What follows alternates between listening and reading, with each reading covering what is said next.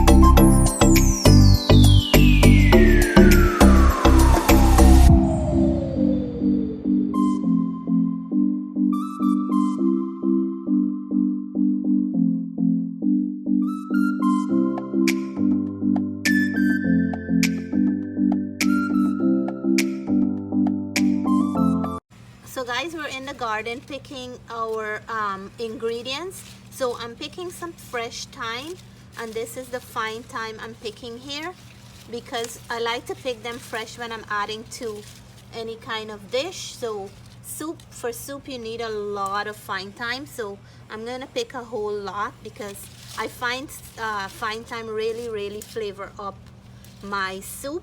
So I'm gonna get all the long leaves, and I have another set over here as well, Matthew. So Matthew's doing my video today because Jessica is doing some school work, and he's done his job, so this is what we're gonna take. So let's go over for some spinach. So guys, I'm just gonna pick some of the big leaves to put in our soup today, and I'm looking for those that one's very big.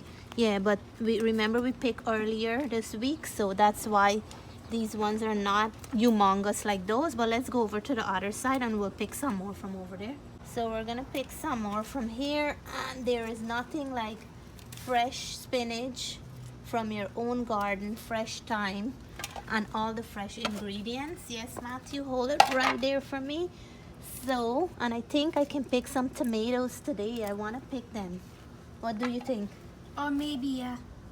Matthew, since we're here, I can see some ripe tomatoes, and I just want to pick them. I see that one. Yeah, it can still go more, but we'll leave them to ripe because I see that something is biting them. Come.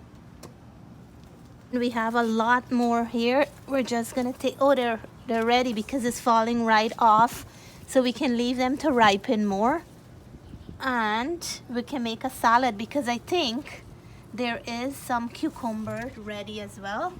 Wow. So let's pick some green onions, and guys, the green onions are everywhere here with this chaurai bhaji, and I'm just cutting out stems of it because I'm leaving the bottom to continue to grow so I can keep picking all the time.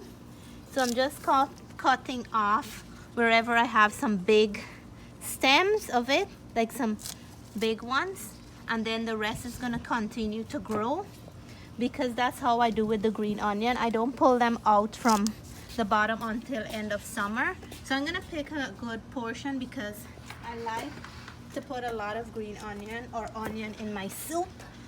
So I'm gonna get a good amount, and every day this is what I'm doing. I'm actually picking green onion every day from this garden to put in my cooking. Look in here, put your camera close. Oh my gosh, let's pick some. Yeah. If you go closer, you can see what I'm talking about. Look at there, so much cucumbers. Okay, so since we're picking stuff to add to the soup, let's pick some cucumbers. So I have one with right there. That is so good. We can make a nice salad later, right? Yep. And we can make this really nice with the lemon and lemon juice, right? Yeah. Let me pick this one, and then there's another one right here. Wow, look at this biggie. Look at that one. Let's get it. Ooh. Okay, so there's some more, but I'm just gonna pick these three. There's one right here. You see that one? And then there's some here. There's two more hanging here, but we can pick those tomorrow, right? Yeah. Look here. And look over there. See? Yeah. Okay, let's pick those tomorrow. So guys, we came in the garden for some fine thyme, some Malabar spinach to put in the soup, and some green onions, and we end up with some tomatoes. Look at these guys. They can ripen some more, but I'm gonna add them to a salad later. And we picked 3 cucumbers. There's a lot more to pick, but I like to pick them fresh as we're using them. And I have some lettuce in the garden that I will pick to go with my cucumber. I'm gonna show you guys some lettuce leaf here. I'm gonna pick them fresh when I'm ready to make the salad. And guys, I just want to show you guys my squash tree. Look at this, guys. Look at these 2 beautiful little young squash hanging here, and I have a few more in the midst, but I just have to find them. You see, Matthew? Yeah. Look, another one right here. Those look beautiful. And then once they grow a little bit bigger, they're gonna get more like mature. And there's a few in here. My husband have his pride in the squash vine every day. He's taking care of it, make sure it's running properly, make sure he is pollinating the ones that looks like they need pollination. So I am so excited, and my tomatoes are starting to ripen now.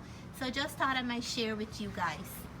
Guys, these are what we're gonna use for the soup. I have 1 large onion, and you want to put as much onion as you can in soup because it gives a very nice flavor. I'm using 7 of the green onions, and I have 2 wirrie pepper here for flavor. This will really flavor up the soup nice. Matt, how do you like pepper in soup? It's very flavorful. It spreads to like all the soup. Yeah, and then I'm gonna use this much fine thyme. I have 1, 2, 3, 4, 5 stems of 5 fine thyme. I just washed them, so I'm gonna cut these up for the soup. But look how beautiful this plate is in the bag. This is what we got for from the garden. That garden has lots of good stuff. Yeah, we're gonna use the spinach to put in the soup, and then we're gonna make a salad later with the cucumber and the tomatoes, and I'm gonna pick some lettuce later. So guys, I'm gonna cut this up and then I'll show you guys the next step. So guys, I opened the pressure cooker after about a little bit over half an hour, and you guys can see the dal is melted and the meat is all so nice and soft. It's falling apart. So what I'm gonna do now, because this is a thick goodness in here, I will put this into a bigger pot because I want it to cook nicely in a bigger pot instead of cooking it in this pressure cooker. And when I'm making soup, I like to make a big pot of soup so every day we can have a little bit at some time in the day. So I'm gonna turn this into a really big pot of beautiful flavor soup. I was in the mood for a split peas soup with beef inside. So guys, this is the beauty of the split peas. Look at that. Look, can you see, Matt? Yeah. That's what we're gonna cook this, all the provision and the ingredients in. The meat is falling apart, like it's so soft. But before I add anything, I wanted to show you guys, you can cook this on without a pressure cooker, but you'll have to cook it a long time before you get the dal to be melted like that and the meat to get soft. But I just do that, I just cook the meat and the dal in the pressure cooker because I like to speed up that process a little. So what I'm gonna do here, I'm gonna put in all my provision, the sweet potato, eddoes, cassava, and carrot, because those gonna be the one that take longer to cook. I'm gonna add my plantain at the end because the plantain is sweet and I don't want it to mash up in the dish. So this here, and I'm gonna add some water. I'm hotting water on the other side. I'm gonna add water, but before I add the water, I wanna show you guys when I add my seasoning.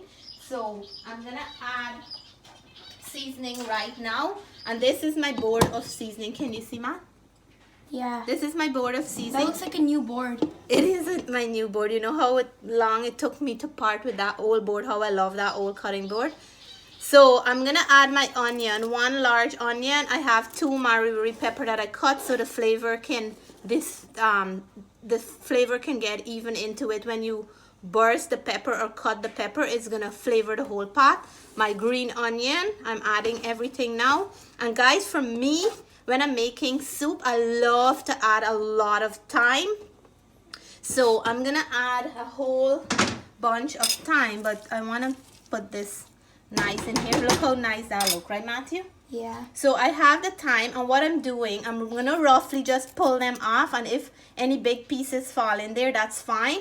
And I'm just gonna take out like the main big stem. So again, I'm doing that, pull it back roughly, and then if you get a little tiny stem in there, that's fine. But the real big main stem, I'm taking it out, but you can leave that in the pot to cook too. But because I'm adding so much, I don't wanna leave those ones in. If it fall in there, that's fine, because the main stem have a lot of flavor as well. So I'm gonna keep adding. What, Matt? You think I'm adding a lot? No, it's just that my eyes are kind of watering. From the onion? Yeah. Yeah. So I'm gonna keep adding the onions, and now I'm gonna add some water. So I have to add enough water for this soup to cook properly. So I'm gonna turn on back my stove, and then I will add my warm water, and I'm gonna add a good portion because I like to make it a little bit on, not not too clammy, but it must have a little bit of nice, a kind of a nice gravy that you can dip with your spoon and not to be too clammy. But look how nice this look already, guys. This looks amazing. So the next two ingredients I'm gonna add is my salt. And because I add salt in the split peas and the meat to pressure it, I'm just gonna add half a teaspoon right now, and I will taste it as this start cooking up. And then I want to add some black pepper, but you can add black pepper is something that you can add a lot of it in here, but I'm gonna try to control the amount that I'm putting in. I'm gonna add about a half a teaspoon, and I will taste as I go on with the cooking process. But look at that. If you go closer, Matthew, look how beautiful that is looking. That nice yellow split peas color. This is gonna be one amazing soup today. I don't know why, I was just in the mood for a bowl of nice split peas and beef soup.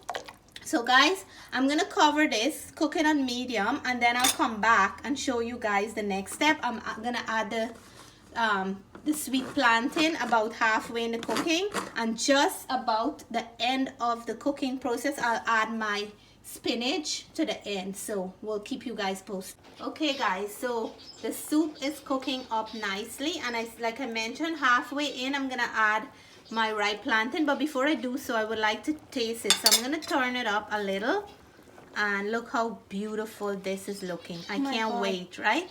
Yeah, I just can't wait, and it smells so delicious. So I'm gonna taste a little bit here to see how it if I need to add more salt, more black pepper, anything like that. So I think I need to add a little bit more black pepper, but let me put my ripe plantain. So guys, halfway in, I'm adding this ripe plantain because, oh, Matthew, I hope I didn't get it almost hit me. Splatter on you. So I'm gonna put these in. They're gonna cook in no time. You can use green plantain too if you like, but today all my plantains are ripened, so I'm gonna use it anyways. And guys, if you don't eat beef for this dish, you can certainly make it with chicken or any meat of your choice. And if I have any vegetarian friends who are watching, you can skip the meat out and cook it without meat, and this will be a great dish for a vegetarian person. You can cook your split peas and add your everything that I did and leave the meat out if you're a vegetarian, because I know this is a very good meal for vegetarians. Sorry guys, I'm adding 1 chicken cube. If you have it, you could. If you don't, then it's optional. I'm just adding it today because I have some. So chicken cube, you can add that. If you don't, it's optional. And for this soup, sometimes when I'm making beef and split pea soup, I add different ingredients from when I'm making chicken soup. So you can change this up how you like. Everybody cook differently. If you want to add any other vegetable, or you want to take out one of the provision that I do add into mine, you can certainly do that, and your soup will still taste amazing. So guys, substitute if you have to. You don't always have to put the same thing that I'm putting. So I'm gonna add about half a teaspoon more of black pepper, because I like that black pepper flavor in my soup, even though I add 2 wirrie pepper. So I'm gonna let this cook up about another 2 minutes, and I'll taste it again because I just add some seasoning. I'm gonna taste this again to see if it's missing anything, and then I will let it cook and add my spinach. But for now, 2 more minutes and then I'll taste. So we're gonna check this now to see, and it's cooking up amazingly. I'm gonna slow down the heat because I don't want my hands to get burned. This is looking absolutely amazing. So the provision is starting to melt away. So what I'm gonna do, like I said, I'm gonna do another taste here, because I like, if I'm making soup, to add now, before when it's done it's harder for the ingredients to dissolve. So I'm gonna just taste a little to see if I have to add anything else. And sometimes when I'm making this soup. If I have chicken noodle, I would add some, but today I just want to keep it simple. Or if I have some curly pasta or some elbow pasta or something like that, the kids like when I put like a handful or something in here. But like I said, I'm gonna make it simple today. I'm not gonna add any of those, so I'm just tasting quickly.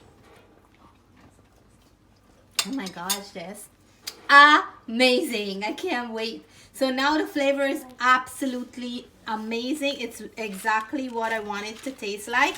And I'm gonna add my whole fresh bowl of spinach, and I'm just gonna add them in fresh and whole like that.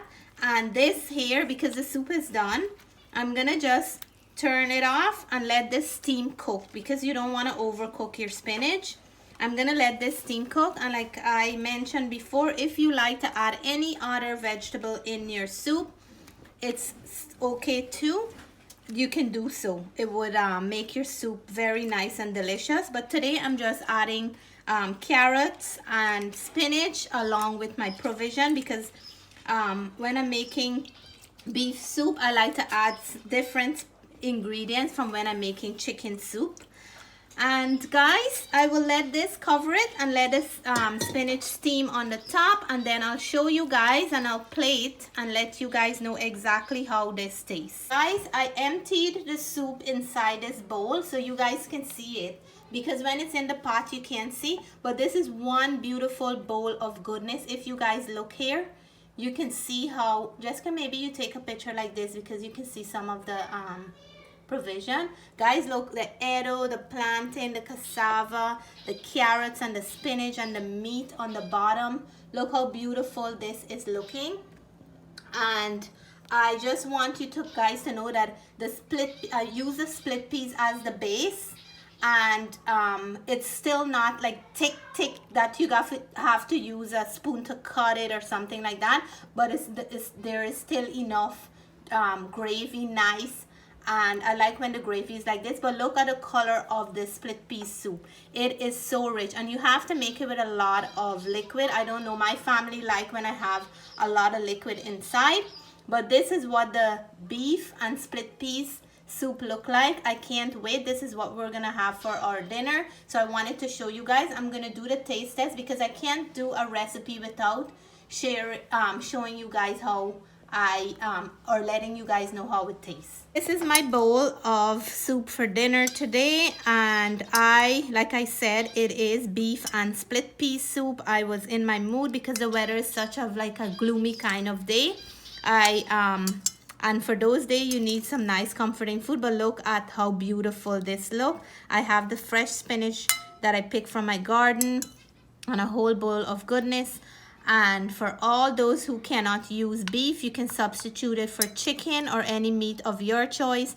And for all my vegetarian friends, you can leave the meat out and you just make a nice big pot of split peas soup with all your provisions. So guys, I will taste.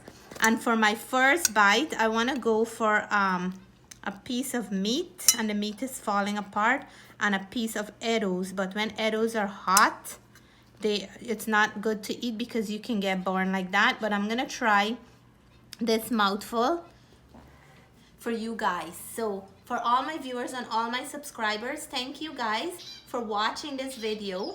If you haven't subscribed yet to my channel, please do so. You only have to subscribe to one video. If you like this recipe, please give me a thumbs up. And I am tasting for you guys today my beef and split pea soup.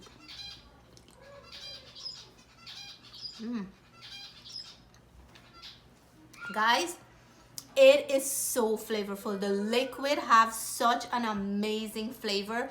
The juice, you can taste that thyme, onion, and all this kind of flavor. And the meat is like falling apart. It's losing away in my mouth. The eddo boils so soft, and the gravy is so rich. If you're not feeling well, or if you're having a rough day, this would be the perfect food to give you like a very calm, soothing day and comforting. So guys, I'm have to dive in for another spoon of the liquid, but it is so amazing and so comforting. Cheers again, guys. This is absolutely delicious. I'm so happy right now. So until my next video, you guys stay blessed. I will be enjoying this for my dinner today. Bye for now.